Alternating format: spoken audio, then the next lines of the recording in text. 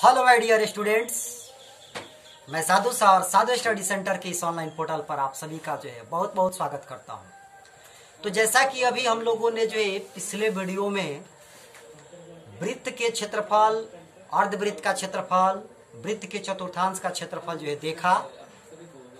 अब हम आगे बात करेंगे जो है कि वृत्त की परिधि, अर्धवृत्त की परिधि और वृत्त के चतुर्थांश की परिधि जो है कैसे निकाला जाता है। तो इस पर अब हम बात करने वाले हैं। तो चलिए एक बार थोड़ा सा रिवीजन कर देते हैं। अभी हम लोगों ने जो पिछले वीडियो में जैसा कि पढ़ा था जो है कि वृत्त का क्षेत्रफल पाई आर स्क्वायर, अर्धवृत्त का क्षेत्रफल पाई स्क्वायर बटा में 2 और चतुर्थांश, वृत्त के चतुर्थांश का क्षेत्रफल, वृत्त के चतुर्थांश का क्षेत्रफल 1 बटा में 4 पाई आर स्क्वायर। तो अभी ये सारी चीजें हम लोगों ने पढ़ा है। अब हम लोग जो है वृत्त के परिधि, अर्धवृत्त की परिधि और वृत्त के चतुर्थांश की परिधि पर जो है बात करेंगे। तो चलिए शुरू करते हैं। जो है ये आपका जो है वृत्त हो गया, मान लीजिए ये वृत्त का केंद्र हो गया, ये वृत्त की ये त्रिज्या हो गई जो है। तो वृत्त की परिधि कहने का मतलब ये है कि जो ये गोलाकार आकृति है, जितना ये जगह चारों ओर से घेरता है, इसी को हम लोग परिधि के नाम से जानते हैं। अर्थात ये जिस पे मार्कर मेरा चल रहा है इसको हम लोग परिधि बोलते हैं। तो जैसा कि आप पढ़े होंगे कि वृत्त का परिधि क्या होता है, 2 पाई आर होता है। वृत्त की परिधि जो है, वृत्त की परिधि 2 पाई आर होता है। वृत्त की परिधि क्या होता है, 2 पाई आर होता है। अब समझिए जरा सा बात को। जो यदि मैं कहूं कि ये थीटा बटा 360 पाई 2 पाई आर कि वृत्त का जो परिधि है वो कुछ इस प्रकार से होता है, थीटा बटा 360 2 पाई आर। तो आप थोड़ा सा जो है आश्चर्यचकित हो जाएंगे। जाहिर सी बात है, आपने जो है वृत्त का परिधि 2 पाई आर पढ़ा है, मैं भी आपको वही पढ़ा रहा हूं, लेकिन थोड़ा सा जो है अलग ढंग से। क्या अलग है, आइए आपको समझाता हूं।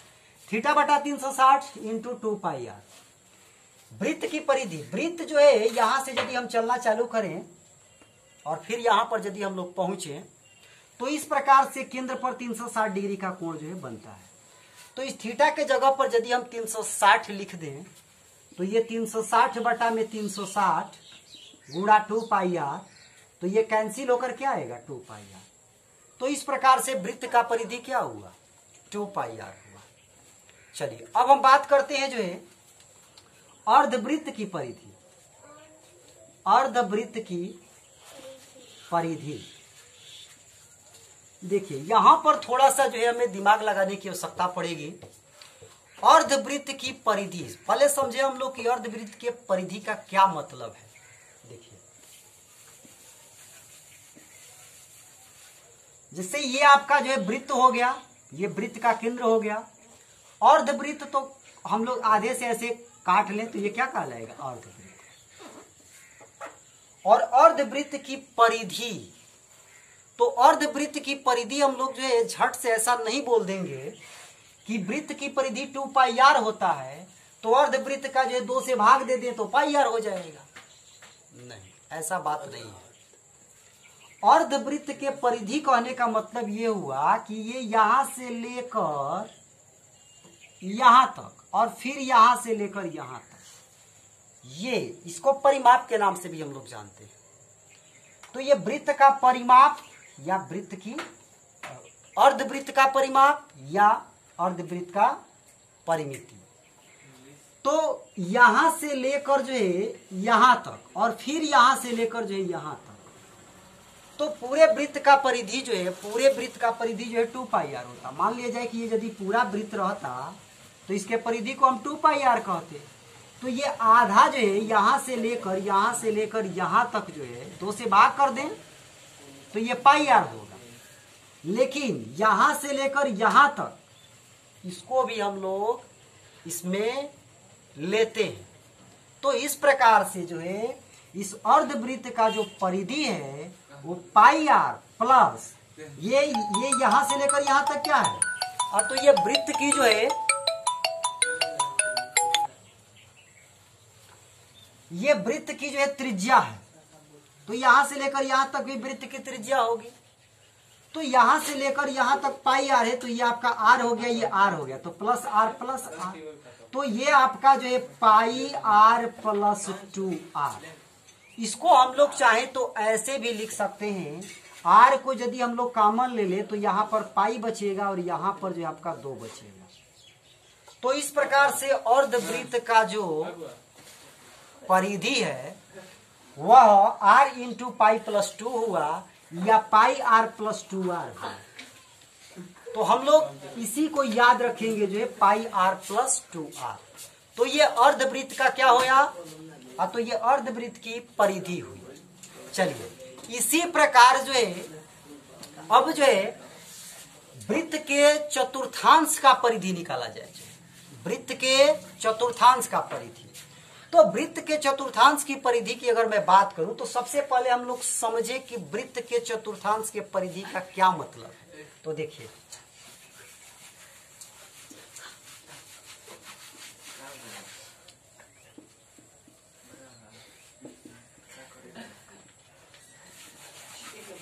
वृत्त के चतुर्थांश का परिधि का पहले मतलब समझे आप। ये आपका जो है वृत्त हो गया, ये आपका सेंटर हो गया। यदि मैं ऐसे काट दूं तो ये अर्धवृत्त हो गया, फिर मैं ऐसे काट दूं तो ये प्रत्येक पार्ट जो है क्या कहलाएगा, तो ये प्रत्येक पार्ट जो है वृत्त का चतुर्थांश कहलाएगा। और इसी वृत्त के चतुर्थांश का हमको परिमिति निकालना है, अर्थात परिधि निकालना है। तो परिधि कहने का मतलब ये हुआ कि यहां से लेकर यहां तक, और फिर यहां से लेकर यहां तक, और फिर यहां से लेकर यहां तक। इस पार्ट को हम लोग जो है वृत्त के चतुर्थांश की जो है परिधि कहेंगे। ध्यान दीजिए मेरा मार्कर कहां चल रहा है उस पर ध्यान दीजिए आप।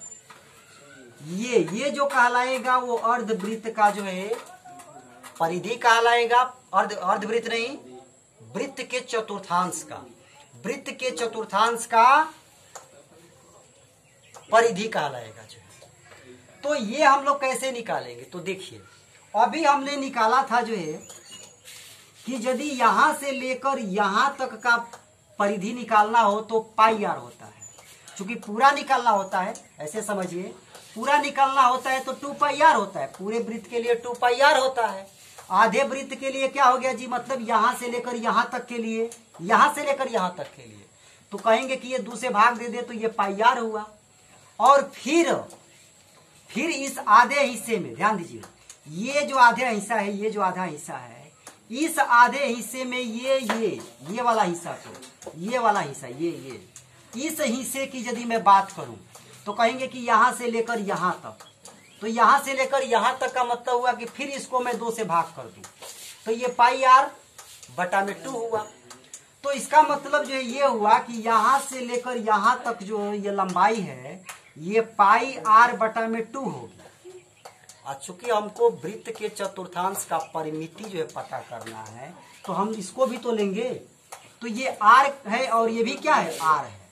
तो इस प्रकार से जो है वृत्त के चतुर्थांश का जो है वो परिधि क्या निकल के आएगा, तो पाई आर बटा में 2 प्लस आर, मतलब पाई आर बटा में 2 प्लस आर को जोड़ेंगे 2r, तो पाई आर बटा में 2 प्लस 2r। ये जो है वृत्त के चतुर्थांश की जो है परिधि हुई, पाई आर बटा 2 प्लस 2r। तो चलिए मैं उम्मीद करता हूं कि इतनी बातें आप समझ चुके होंगे। अब सुने जरा सा, ये तो बात हो गई जो है कि इस वृत्त के परिधि की, वृत्त के अर्ध परिधि की, वृत्त के चतुर्थांश के परिधि की। यदि आपसे ये पूछा जाए जो है कि ये जो है वृत्त है, ये वृत्त है, ये वृत्त के परिधि का इतने भाग का जो है लंबाई बताइए क्या होगा, तो कौन से फार्मूला हम लोग लगाएंगे।